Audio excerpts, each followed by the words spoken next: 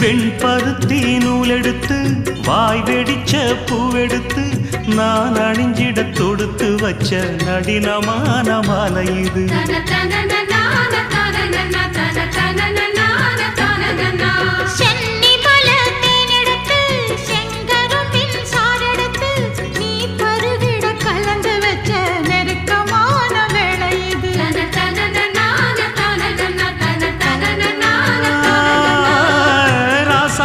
உடம்பிருக்கும் ரவிக்க துணி நானாக அன்னாடம் சூடி கொள்ள ஆசை வச்சாகாதா.